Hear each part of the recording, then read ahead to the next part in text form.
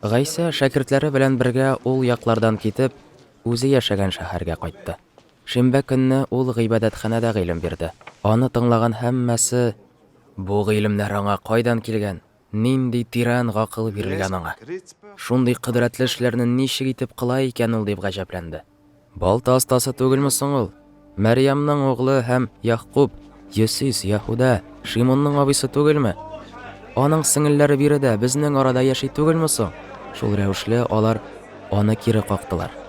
Пәйгамбәрне һәр җирдә ихтирам итәләр, тик үз илендә үз туганнары һәм гаиләсе тарафыннан гына хөрмәт юк аңа, диде аларга Гайса. Шуңа күрә ул анда һич нинди кыдрәтле эш кыла алмады. Куллары белән урынып фәкать берничә авыру кешене генә савыктырды. Аларның ышанмаулары Гайсаны гаҗәпкә калдырды. Гайса әйләнә тирәдәге авылларда йөреп, халыкка гыйлем бирүен дәвам итте. Бер көн ул 12 шәкертен чакырып алды да, аларга явыз рухларны куарга хокук биреп, икешәрләп юлга затты.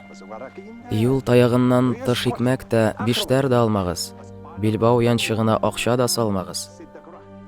Аягыгызга киегез, үзегез белән хәтта алмаш күлмәк тә алмагыз, диде ул аларга. Кайсы йортта тукталсагыз, шул урыннан киткәнче әлеге йортта калыгыз. Берәр җирдә сезне кабул итмичә, сүзләрегезне тыңлап та тормасалар, ул урыннан киткәндә аякларыгыздан тузанны кагып төшерегез. Алар өчен бу кисәтү булыр. Шуннан шәкертләр юлга чыгып, кешеләрне тәүбәгә килергә өндәп йөрделәр. Күп җиннәрне куып чыгардылар һәм зәйтүн мае сөртеп, байтак авыру кешеләрне савыктырдылар. Гайсаның исеме халык теленә кергәч, аның турындагы хәбәр Херод патшага да килеп иреште. Берәүләр Гайса турында: "Үледән терелгән шундыручы Яхья бу, шуңа күрә аның кыдрәтле эшләр күрсәтергә куәте бар", дип сөйләсә, башкалар: "Ильяс бу", диде. Бүтәннәр исә: "Борынгы заманнардагы сыман бер пәйгамбәр", дип әйтте. Шушыларны ишетеп, Херод: "Мин башын кистергән шундыручы Яхья ул, үледән терелгән әнә", диде. Херод үзенең бер туган кардәше Филиппның хатыны Херодиягә өйләнү сәбәпле Яхьяны кулга алып, зинданга утыртып куйган иде.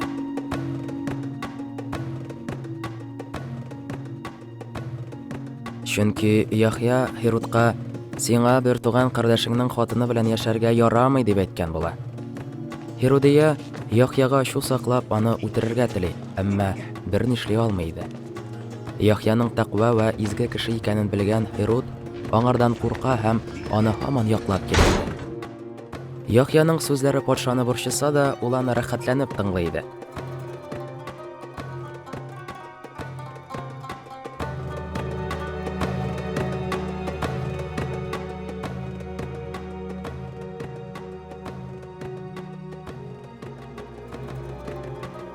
Үзенең туган көне уңаеннан Херод дәрәҗәле түрәләрне, гаскәр башлыкларын һәм Галилея өлкәннәрен аш мәҗлесенә чакыргач, Херодиягә җай чыкты.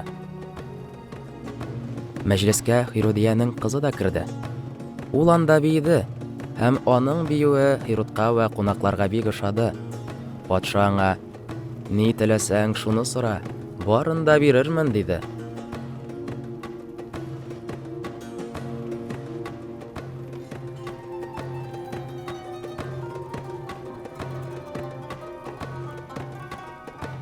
Һәм ант итеп әйтте: "Хәтта патшалыгымның яртысын сорасаң да бирермен".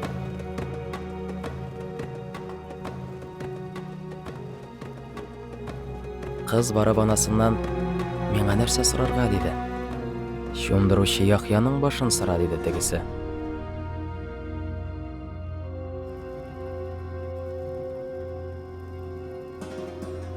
Кыз шунда ук патша янына барып, "Шундыручы Яхьяның башын тәлинкәгә салып хәзер үк миңа китерүеңне телим", дип үтенде. Патша зур кайгыга төшсә дә, кунаклар алдында ант иткәч, каршы килергә батырчылык итмәде. Ул шунда ук Яхьяның башын китерергә кушып, җалладны зинданга җибәрде. Сакчы барып Яхьяның башын кисте һәм тәлинкәгә салып кызга китереп бирде. Кыз исә анасына тапшырды. Яхьяның шәкертләре бу хакта ишетеп, аның гәүдәсен килеп алдылар һәм кабергә салдылар.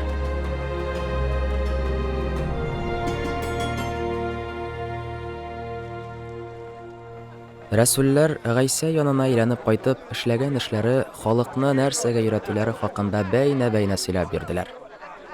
Ул аларга: хәзер берәр аулак урынга барып ял итеп алыйк» диде. Чынлап та, һаман кемнәрдер бер-бер артлы яннарына килеп торганга күрә, аларның хәтта ашап алырга да вакытлары калмый иде. Шуннан алар көймәгә утырып аулак урынга юнәлделәр.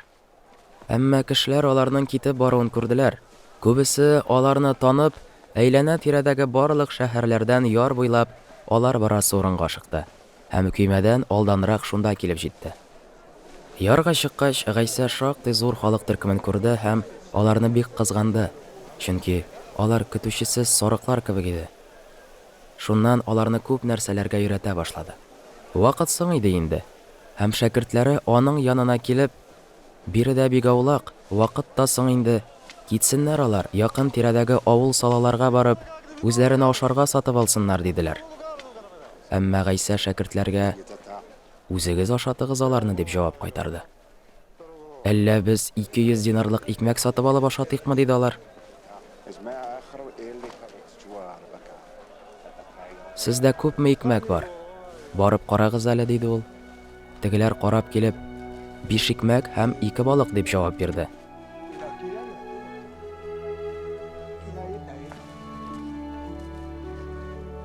Гайса үзенең шәкертләренә халыкны төркемнәргә бүлеп яшел чирәмгә утыртырга кушты.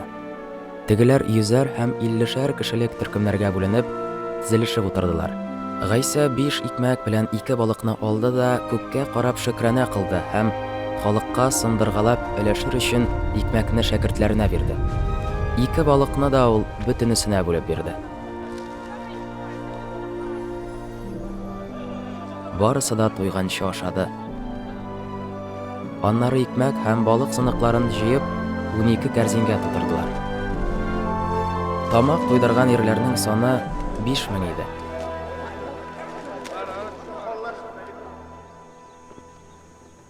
Шуннан Гайса үзенең шәкертләренә көймәдә каршы ярдагы Бәйт-Сайдага чыга торырга кушты. Үзе исә халык кайтып киткәнче алар янында тоткарланды. Халык белән саубуллашкач, ул дога кылыр өчен тауга күтәрелде. Кич җиткәндә көймә күл уртасында иде инде, ә ул бер үзе яр буенда калды. Шәкертләренең каршы искән җил белән керешүләрен, ишә-ишә хәлдән тойларын күреп, иртәнге 3 белән 6 арасында ул су өстеннән атлап алар янына китте. Гайса яннарыннан үтеп китәргә теләгән иде, әмма шәкертләре аның су өстеннән килүен күреп, рәктер дип уйладылар да кычкырып җибәрделәр.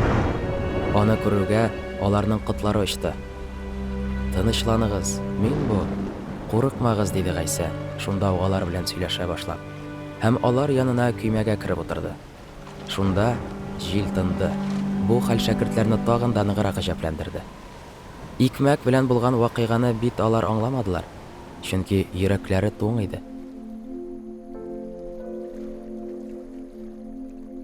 Көймәдәгеләр күлне кичеп, Геннисарет шәһәрендә яр буена килеп туктадылар. Алар көймәдән чыгуга, кешеләр Гайсаны танып алдылар һәм аның килүен хәбәр итеп, бөтен әйләнә-тирәне йөгереп әйләнеп чыктылар. Шуннан Гайса тукталган урынга түшәктә ятучы авыруларны китерә башладылар. Гайса кая гына килсә дә, авылларга, шәһәрләргә, берәрсенең биләмәсенәме, бөтен җирдә авыруларны ачык урынга китереп сала һәм аның чабуына булса да кагылырга рөхсәт бирүен үтенә иделәр. Кагылган һәр кеше савуга иде.